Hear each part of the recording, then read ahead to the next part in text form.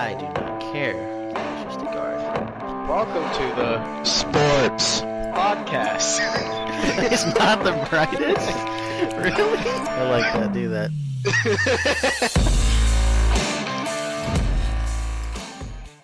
Welcome back to the Yinzers of Ohio podcast. We're talking sports, we're talking football, we're talking Steelers. I'm Carson McCandless, and this is my cousin, Cole. Cole McCandless. I'm doing good. Thanks for asking. So, it's been a while. It's been a couple of weeks. We've given some time to allow things to happen, and it's crazy. This has been a ridiculous offseason. The craziest one I can remember in terms of the amount of activity going on. So, today's podcast, we're just going to kind of go through some of the big trades that have happened in the past month and give our grades for each team, and then also just take a look at the Steelers' free agency moves that they've done and talk through those. So, I guess we can get started on the first section. All right. So the first trade that we're going to go over is the Russell Wilson to the Broncos. The trade was Russell Wilson and a fifth for 2 firsts, 2 seconds, a fifth, Drew Lock, Noah Fant, and Shelby Harris. So what grade did you have on that one, Cole? I gave the Broncos a B+. I think they have a really good roster in place. And trading away Noah Fant and Shelby Harris doesn't hurt that too much. It just was a lot to give up for a 32-year-old. Yeah. But they're in great shape. I mean, I think they have as good a chance as anybody to win the division, especially with what's happened to the Chiefs, losing Hill and stuff. So they have a really good roster. The AFC is just so loaded, and I mean I like it. I like the fact that they got aggressive because they've gone so long without having a quarterback back there that they can be confident in. They spent like the last since Peyton Manning. I mean they've gone through like what 7 or 8 guys at least trying to find that guy. So now they have him. So I mean I gave it. That's the only reason I gave it a C+. So I gave it a C+. Russell Wilson's getting a little older. He's a guy that relies on mobility a lot, especially in Seattle where the O-line was pretty bad. But you give up 2 firsts, 2 seconds, and then 3 players, one of which is Drew Lock, which doesn't really mean anything. But Noah Fant's a decent tight end with some potential still left in there, and Shelby Harris is a good D lineman. But like Cole said, that roster is amazing. They have a really good chance to maybe go all the way to the Super Bowl, but you're mortgaging your future, and you just really have to hope that Russell Wilson is going to be the first half of the year, Russell Wilson the whole year, and not the second half. What do you give the Seahawks? I gave them an A-. That's what I gave them. Yeah, I mean I think it's just pretty simple. You've got the huge return. You've got a couple of solid players that you can build around. And now they're gearing up on draft picks. Although the thing is, they've been really bad at drafting. Maybe that's the only thing that keeps it from being an A or an A+. Plus the fact that you lose your franchise quarterback who the fans love, and I mean that's always tough. But it's sad for them. They got the big return, and I think they were going to be going anywhere with him. Yeah, they were going to be horrible anyway. So they got a good return for him. So I think they definitely. Well, I wouldn't say definitely, but. As of now, I think they won the trade. Yep, I agree. So it's just such a big haul. All right, the second trade is going to be Amari Cooper to the Browns for a 5th-round pick. So you can go ahead and start it off again. Cole. Yeah, initially, I thought this was kind of dumb for the Browns. I know the return was they didn't have to give up a lot, but I thought, oh, and here they go. They're giving another guy big contract. And they have all this money tied up in big-name players now. And especially now, more so with Watson. But I think we were just reading beforehand that his cap hit's really not that big. What was it, like $9 million or something? $8 million? Yeah, they restructured it so the cap hit's not very big. And they added voidable years. So, I mean, when he's healthy, Amari Cooper's a top 10 receiver. So, you pair that with Watson if he's healthy, I mean, it's a pretty good combo. So, I mean, I gave the Browns an A- for that. When you can only have to give up a 5th-round pick for a player that good, and you don't have to pay him a ton. I like it from the Browns. Yeah, They're getting I give the aggressive. Browns an A, and I gave the Cowboys a D minus because you're trying to compete right now. Why are Yeah, you trading away one of your best wide receivers when the NFC is getting worse and worse, and you have a really good chance to make it pretty far in the playoffs? I saw a picture somewhere on Twitter of like the best Super Bowl odds, and the Cowboys are like the seventh or eighth on there, I think, I don't know how from they had such a Vegas. horrible Yeah, offseason. the offseason was terrible. If they like kept Cooper and did a couple other better things, they could be up a lot higher there because there's not too many real big name players in the AFC, and this hurts them way more than it helps, especially for just a fifth. I gave the Cowboys a C, which I'm realizing now I could have been a lot harsher on, but Yeah. I just feel like I don't know. They're ready to have Lamb take that wide receiver one role. The problem is, I mean, you go from Lamb and Cooper to Lamb and Gallup. I don't know Yeah. if Gallup's. Gallup's not bad, but I mean, he's a wide he's receiver not Amari three. Cooper. Yeah, and I know Cooper's. He's been a little beat up, hasn't he? But yeah, I gave it a C. I mean, they cleared the cap room, so they have room to do other stuff. The problem is they didn't do other stuff. They really Yeah. didn't. Yeah. Well, I mean, I guess that could have been lower. But next one is Khalil Mack traded to the Chargers for a second round pick and a sixth round pick. What do you give? What grade do you I'm give gonna out? go ahead and say both teams here. I gave both teams a B. I think this was just Okay. a good decision by both teams. I'll start with the Chargers. Their biggest problem last year was the defensive line was atrocious. This helps out quite a bit. Khalil Mack's not what he used to be, but he's still definitely a good, solid player, and it'll improve the D line a lot. I gave the Chargers an A minus. I think they're a team that's really on the rise. I was shocked they did not make the playoffs last year, and they should have if they didn't botch that last game. And they could have stopped the run. So they made a couple additions already this year to stop the run. They signed a couple interior defensive linemen and traded for Khalil Mack. Yep. And like you said, Mack's not the dominant all pro that he used to be, but when you can get that for a second round pick, and I think they're only paying him like a $9 million cap hit this year, I think that's a good move for them. I gave the Mhm. Bears a B. Um, Yep. it wasn't a bad trade for them. They still got something back for him. I mean, second round pick's not bad, but you look 3 years ago, what they gave up 2 or 3 first to get him, and then Yeah. 3 years later they trade him for a second, and they really didn't accomplish anything in that time. And Mac really kind of tailed off. I mean, he really hasn't been anything special since his first year in Chicago.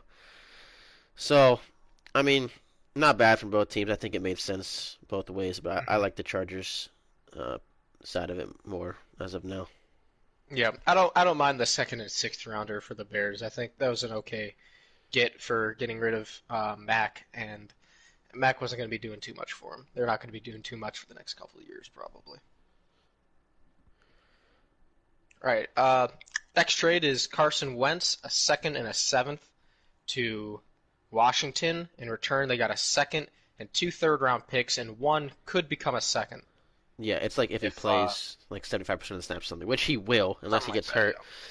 So Wentz has been underwhelming from a broad perspective the last couple of Yeah. years. I actually think he's a little better than most people think he is. Everyone jumps to that last game against against Jacksonville. Win or go home. They had to win to get into the playoffs, and they lost against one of the worst teams in the league, and he played terrible. But Yeah. if you look outside of that, he's still a pretty good quarterback. He took care of the ball a lot better. If you look at the whole year, his numbers were actually pretty solid.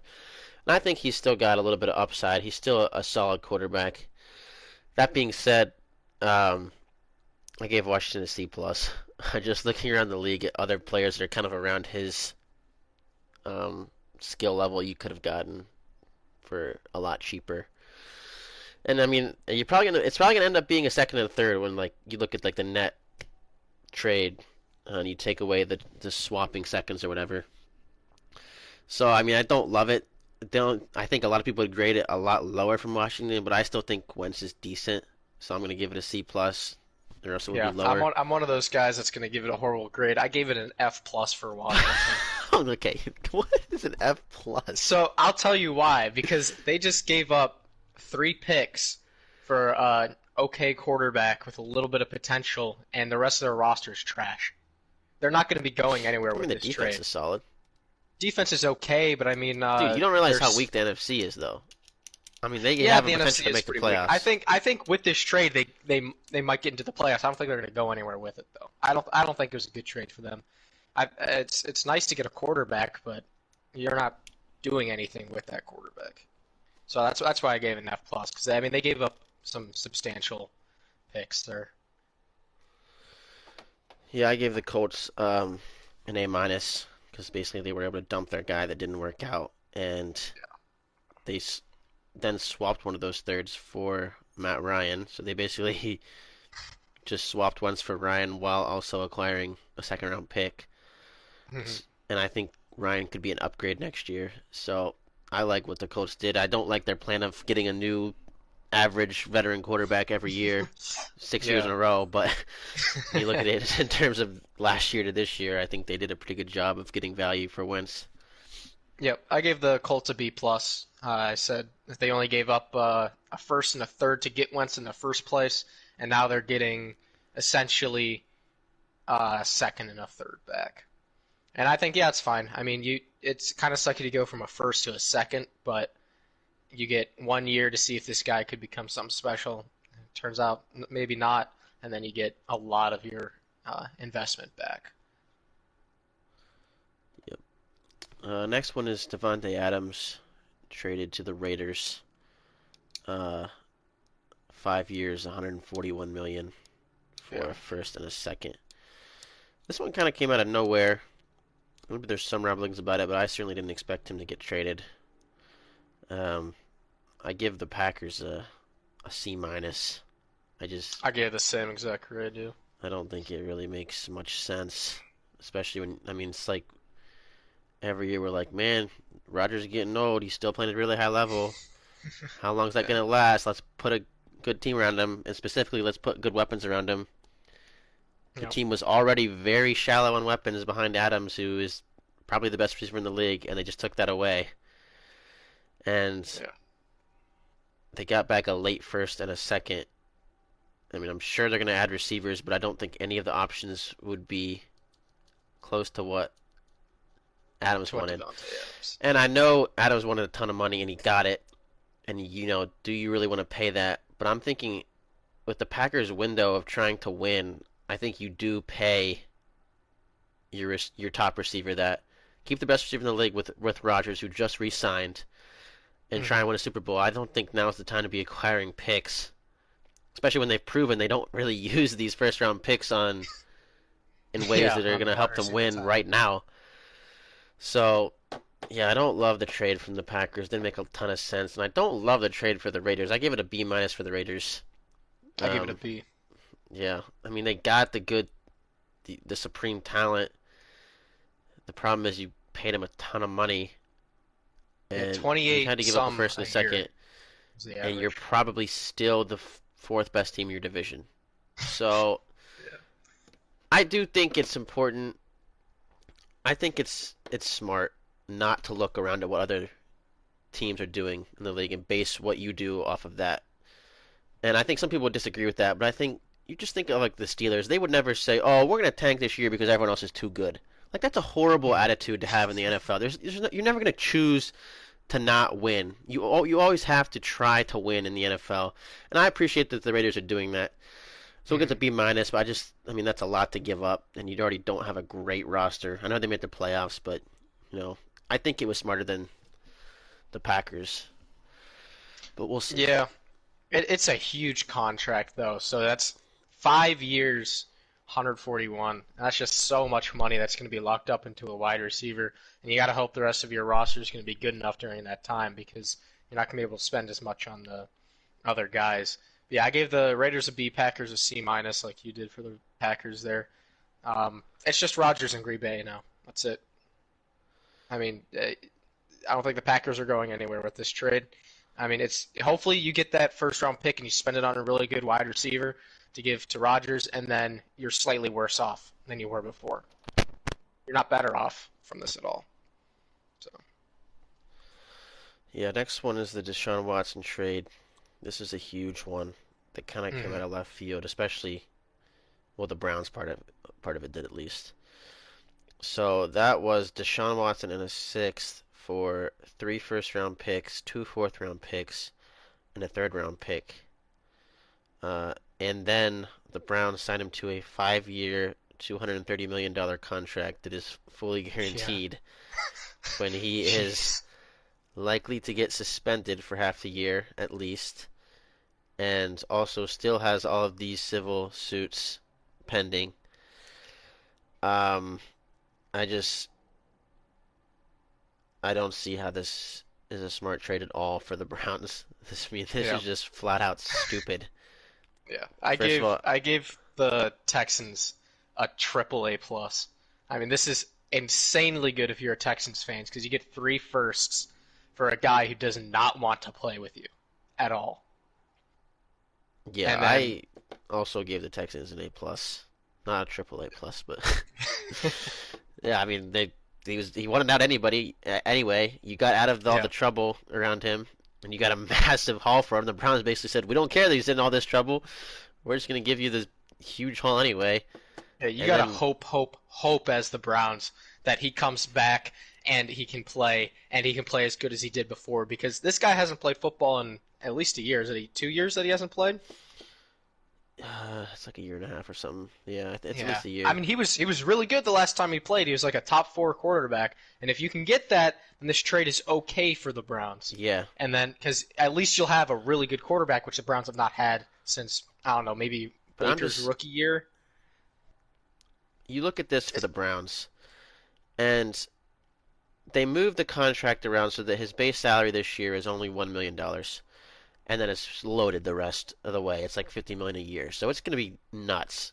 All right. First of all, and that's all fully guaranteed. And I'm sure there's stuff in there that they don't have to pay him if he gets in trouble or something. More stuff comes out. But if he gets hurt or anything, I mean, they're still paying him a ton of money. Mm-hmm. So let's look at this year just alone. We're going to assume Watson gets suspended 6 to 8 games. You probably say, okay, the Browns are now out of the playoff picture this year. They're probably not making the playoffs this year if Watson gets suspended, considering how loaded the AFC is, and they'll be starting Jacoby Brissett.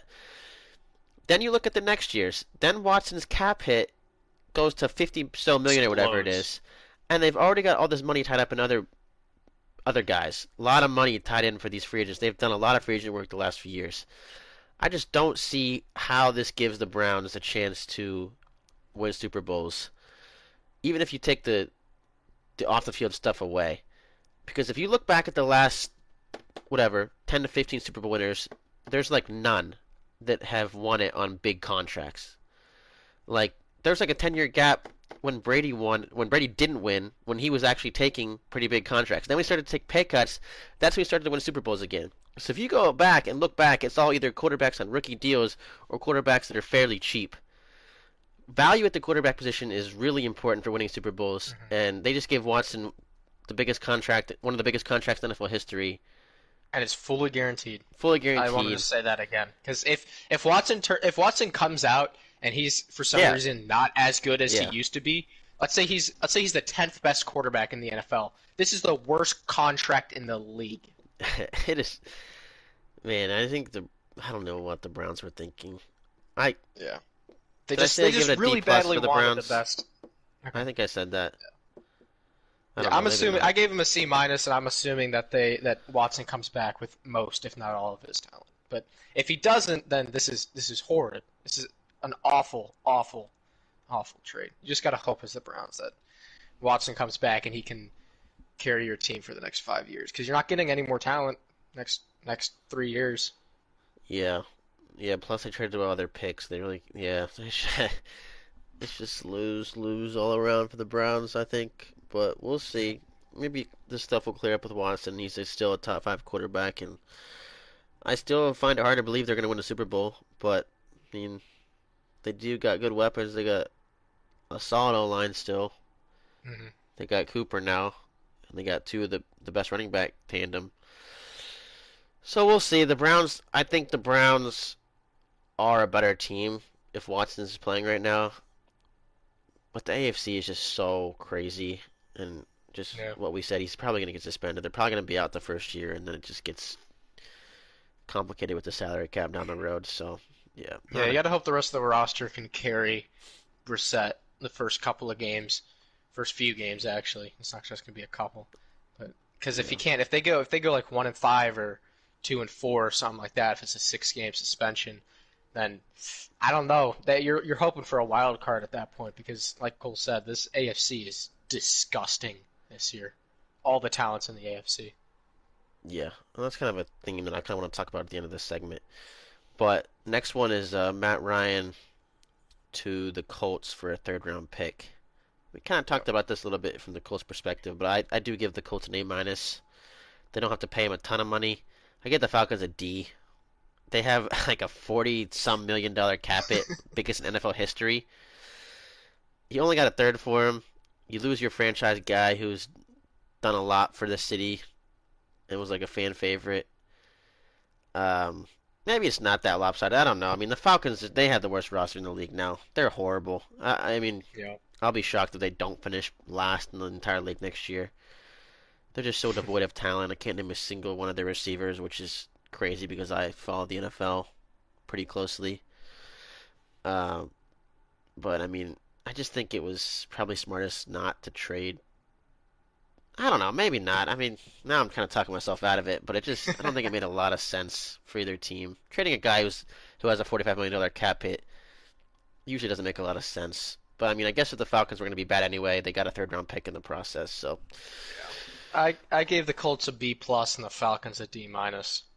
yeah, we're pretty It's close. a third. It's okay. It's not the greatest return. Matt Ryan himself is okay, and it's just the main reason it's a D minus is that 40 million that they have to pay Matt Ryan, and that counts against the cap. Like, I get you're probably not going to use that cap anyway, but it's not a nice number for them.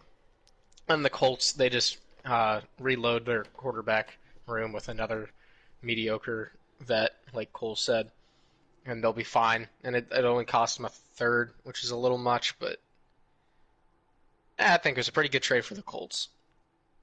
Reset their quarterback room. Maybe Matt Ryan can do a little bit better with their roster. Then next one is Robert Woods to the Titans for a 6th round pick.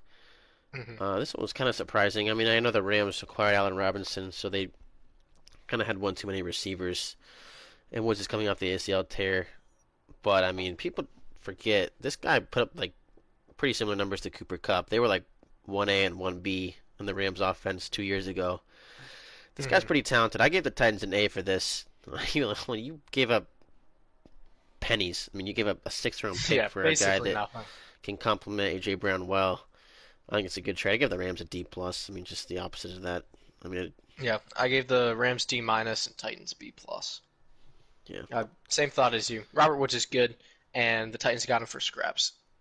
Yeah, pretty basic one. And then the last one, the most recent, very big trade, Tyreek Hill to Miami for a 1st round pick, a 2nd round pick, 2 fourths, and a 6th. And then they signed him to a 4-year, $120 million contract. The $70 receiver million of that contracts guaranteed. are getting out of hand. And I think Christian Kirk kind of Receivers aren't worth screwed this that up. much, man. I think Jacksonville, I don't even know what they were thinking. They gave Christian Kirk whatever that was, 4 years, $80 million. That was absurd. And now all these guys looking around like, oh, well, this dude's a I'm wide better receiver than him. 3. He's getting $20 million, and now I want 30. And that's what Hill got. I mean, I had a hard time thinking through this one, but I gave both teams a C+. I just didn't really think it made a lot of sense for either team. Yeah, I gave the Chiefs a C minus and the Dolphins a D plus. Yeah, so kind of a lose-lose, I think. I mean, Yeah. let's be honest, the Dolphins aren't going anywhere, most likely. Yeah. But to be fair, they are building like the perfect team around Tua, like the short passing game, get guys that have speed in space. They added Mostert, they added Hill, they had Waddle. So now they've got a super dangerous team, We'll see. I still think they're gonna miss the playoffs, but and then they gave him a massive contract. And just for the Chiefs, I just feel like that's who the Chiefs are. Like when you think of the Chiefs, you think of speed and you think of Tyreek Hill. And it just came out of nowhere that Tyreek like Hill, Patrick Mahomes, and I Kelsey. don't really understand Hill's perspective of why he wanted out. I guess it was the contract. I know the Chiefs weren't going to give him 120 million, but Yeah. from what I understand, they were going to give him a pretty big contract extension, and I guess he didn't value playing with Mahomes that much. But we'll see. I have a feeling he'll regret that. Yeah, I too felt like it was a lose-lose. I mean, the Chiefs right now, what do you think the Chiefs are competing for? A Super Bowl. They're one of the best teams in the AFC, Yeah. and now they get worse. They trade away. You could argue Tyreek Hill being one of the best wide receivers in the league, like a top 1, 2, or 3 guy. Yeah. I think he's definitely up there. That speed is incredible, and he works great with Mahomes, and now he's working with Tua. But the Chiefs just got worse. I mean, it's a good haul for a wide receiver, but Yeah, and you don't have to right pay him. You now, clear up the right now, cap space, yeah. and that's going to be hurting with Mahomes. But you just look But around the you AFC. want the talent. You don't want the good haul right now. Everyone else If got you're the better in the Chiefs, you want AFC, the and the talent. Chiefs got worse. Yeah, it's yeah, it's just it makes the Chiefs take a huge hit for Super Bowl. I mean, you just get worse. That's end of the story. And right now, you want to get better. Yeah, Juju The is now their Chiefs wide are in a receiver good mood. one. And to Yeah. give them credit, they have been pretty solid at drafting lately, so we'll see what they can do with these picks. But Mhm. I just don't think it made a lot of sense from either I think the side. first rounder they got was 13th overall. I Yeah, think so I don't know what they would do with that. maybe wide receiver, but They could go like Garrett Wilson and be right there, back there. I mean, that would actually make a lot of sense. yeah. I mean, Garrett Wilson's not going to be Tyreek Hill, especially not right off the bat. But No, but he's pretty fast and good he's route good. runner. So maybe that's their go-to, and then this trade will probably look a little bit better for him. But yeah, I think it's a lose-lose. Steelers free agency, they've spent the most this year than any other year. It's incredible as a Steelers fan to watch this go down, getting all these new names in. It's fun. Now I understand how other teams feel. Yeah, see, I guess you can kind of run through the names. We can. All right, so we'll start at the. We'll just go in order, including re-signing. So the first thing they really did was re-sign Killebrew to a 2-year contract, which is fine. He's okay. That's not that big. The second thing they did was really big. They got their quarterback for at least this year, Mitch Trubisky, and like I said, he was my number one guy going into the offseason of who I wanted them to get at quarterback. And something that for some reason I didn't say last time, which I wanted to say but I forgot, is that the Bills loved this guy. All they were talking about is how much they loved Mitch Trubisky as their backup. And they talking about his work ethic, talking about what he did in the QB room, helping out Josh Allen. And they just kept saying how much they loved him. And now you might say, okay, well then why did they keep him? And my guess is that Trubisky probably wanted to restart his career somewhere, and he's obviously not going to start over Josh Allen, who's one of the best quarterbacks in the league. But I love the move. Yeah, a lot of people don't like this, which I was kind of surprised to see. He was high on both of our lists for potential quarterbacks for the Steelers next year. I think I had him at second. He was first for you. So I was pretty happy, but I was kind of surprised to look around at the fan base and see people bashing it. I don't really know what else they wanted the Steelers to do. I mean, considering the circumstances, I think this is pretty solid. Trade for Especially, Wilson or something. I think he's got a lot of upside left. I think it's going to be big for him to sit that 1 year in Buffalo and learn from Allen. And people act learn like from he a was good QB room. he was horrible in Chicago. And I honestly did too before I saw the numbers a few months ago. But he has like a 29-21 career record. He's made the playoffs twice. He's made the Pro Bowl once. And his numbers are pretty solid. I think they're pretty similar to Mayfield's, which, is that going to move the needle for the Steelers? They're going to be Super Bowl contenders? Probably not. But they got him for cheap. You didn't have to give up draft picks to get him. I think his base cap hit is only $7 million a year for the next 2 years. Which is great for a quarterback. So what this does, it puts them in a position to where if Trubisky thrives and this guy, man, this guy looks totally different than the guy in Chicago, and we can actually win with him. Then great, you re-sign him in a couple years because he's only what 27, 28, I think Yeah. 27. And then if he's average or if he's terrible, then you go draft your guy in either next year or the year after, and what's likely going to be a much better quarterback class. Yep. So, which that's another thing. It looks like the Steelers might actually be still interested in taking a quarterback this year in the draft. I don't think they they went should. to Pickett, they went to Willis, they went to Ritter, Yeah, they went to Corrals. they've been to all of them. Yeah. But Skipped yeah, I Ohio like State to go the to move. I think it was Ritter's. Yeah. Yeah. But yeah, I love it. Yeah, love it. Mitch Trubisky, Pittsburgh Steeler. I am happy about that, even if a lot of Steelers fans aren't. All right, the next guy they signed was James Daniel, O-lineman, to a 3-year contract. Yeah, this is a guy that a lot of Steelers fans were pounding the table for, and it actually happened. So he's kind of a young guy. I think he's had some up and down years, but the consensus belief is that this guy, I mean, he's only 24. He's a solid guard, so I don't think there's much to say other than it was a good signing. Offensive line got younger while also getting more experienced.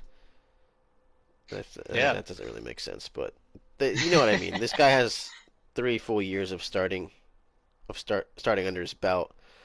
Yeah, he's good. He's got a mean streak in him too, which you want in your own line. Yeah, I really love it. There was one guy on Twitter, I forget who it was, that would not stop talking about how much he wanted this guy in Pittsburgh. It's a great signing, O-line signing. Biggest weakness on the team's O-line after we get Mitch Trubisky to shore up our quarterback room, which is probably our second biggest need, and then O-line obviously biggest need. We get James Daniels. He'll be there somewhere, obviously. Then the next one was re-signing Montravius Adams, who kind of exploded after we finally after we signed him. He's incredibly quick off the ball, and he shined pretty well for us on a kind of poor and injury-ridden D-line last year. Yeah, I love this guy. I think I wouldn't say exploded. He kind of flew under the radar. I wouldn't say a ton of the other fans know who he is, but he's a guy that they picked him up off the Saints practice squad, and the Saints were already really deep at defensive line, and so that's how they were able to get him. And if you watched him last year, like Carson said, he was so fast off the snap that it was like you couldn't believe it. I mean, this guy's like 300 pounds, and T.J. Watt is one of the best get-offs in the league, like insanely fast. And like, I kid you not, before like Watt even barely moved, this dude's already engaged with the I'd never seen anybody that fast. I mean, it doesn't mean he's a great player, but I really like the signing for depth, and I'm glad he came back. So I think he's going to be a really good rotational piece. All right, and the next guy that they signed was the cornerback from Buffalo, Levi Wallace. And this guy's pretty good. He's a good second cornerback. He's not a first cornerback. He was all right in Buffalo. He played pretty darn well, but the main problem with him is athleticism. He's a little slow, and he often got beat by fast guys, which isn't the best. But other than that, he's pretty darn good as a cornerback. I think he was like third or fourth for tackles as a cornerback last year, which is pretty good, and the Steelers, I know, value that a lot. Yeah, I don't really have much more to add, but I think it's a good signing if Witherspoon's back, which we all thought he was, but now apparently he didn't actually sign his contract, so I'm still thinking he'll be back.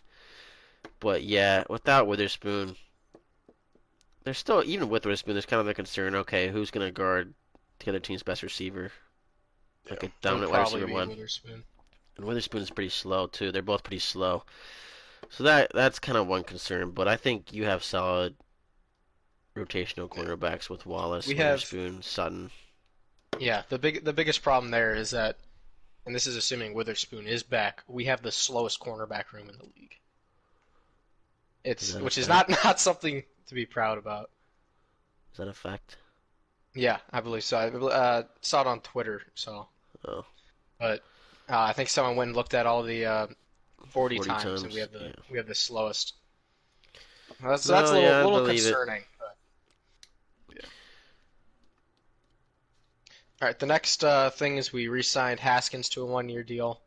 That's fine. I That don't think it's doesn't that need to be talked important. about. Yeah. And then we released Joe Sherbert. He was okay for us, but he had a huge cap hit. He was never realistically going to be on the team next year. And then the next thing we did was re-signing Witherspoon to a 2-year deal, which now something's come out that he never actually signed it. So I don't know exactly what's going on there. I hope he does, because without him, our cornerback room is pretty darn crappy. Let's see. Mason Cole, the center from Minnesota, and he was on the Cardinals before that. Yeah, he's good. I don't love the idea of him starting. I think Steelers fans kind of overreacted when they found out who he was.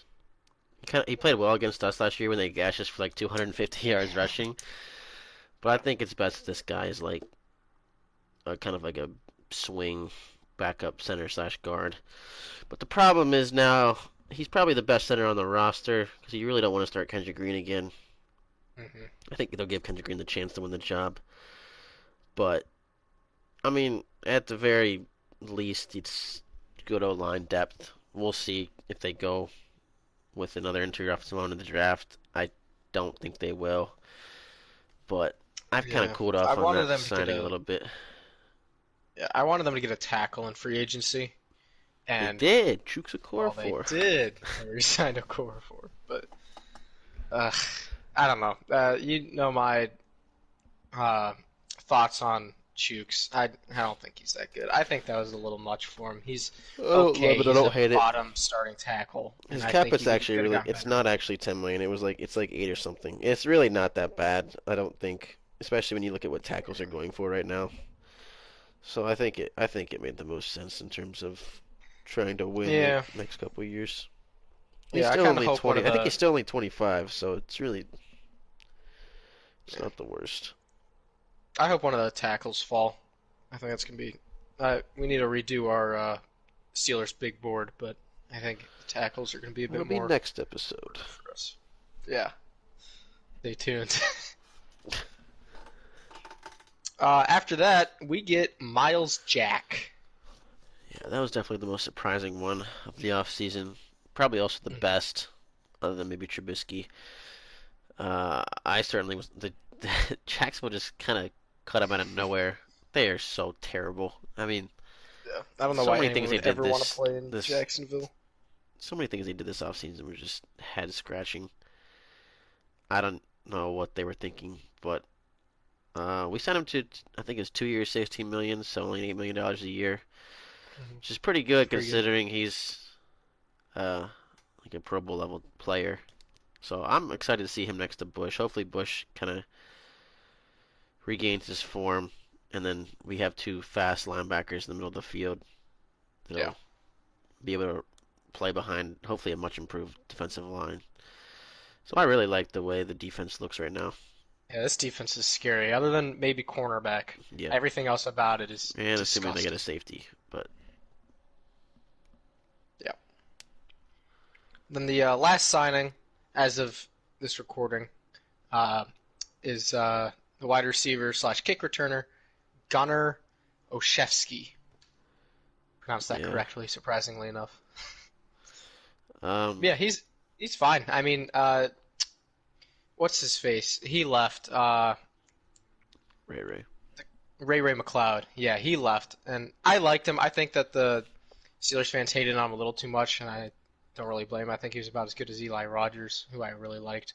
But I think we just used him way too much, especially on third downs, and that's why a lot of people don't like him. But he left, so we had a huge hole at kick returner. This guy fills it perfectly. He was really good for the Patriots a couple years ago.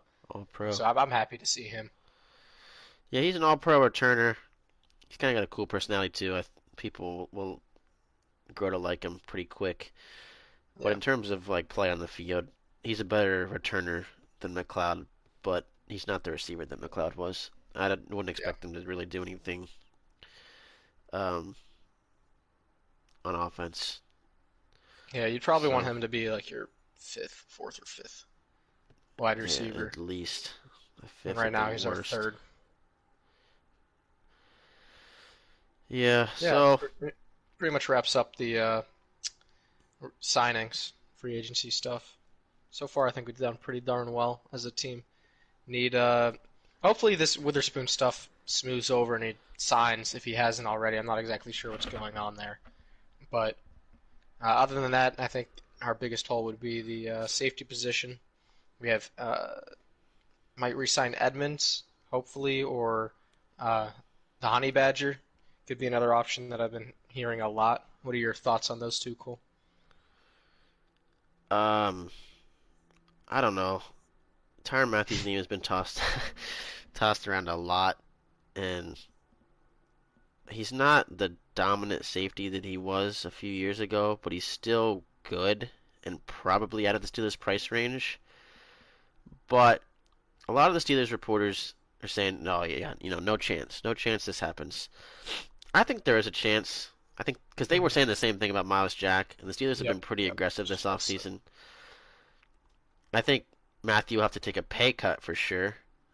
So I think the longer we wait, I think that helps the Steelers' odds.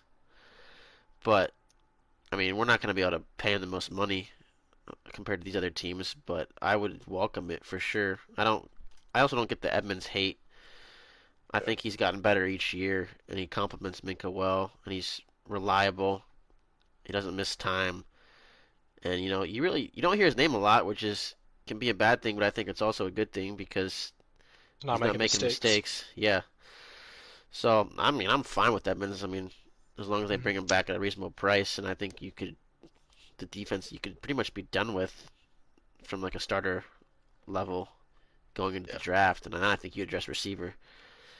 But yeah, I think the Steelers roster is in pretty good shape. I think overall, just all in all, in the end, I think they are a better team right now than they were last year. I think they're going to be better. Much better team. Yeah. Problem is the AFC also got a lot better. I mean, I've never seen like a migration like this in my life. Every major trade that happened this year outside of like the Carson Wentz trade, it was either an AFC player going to another AFC team or an NFC player going to an AFC team. So all the talent is coming to the AFC. I've never seen it this lopsided in my life. And it's crazy. I mean, it's going to be tough, but it should make for an exciting year for the Steelers.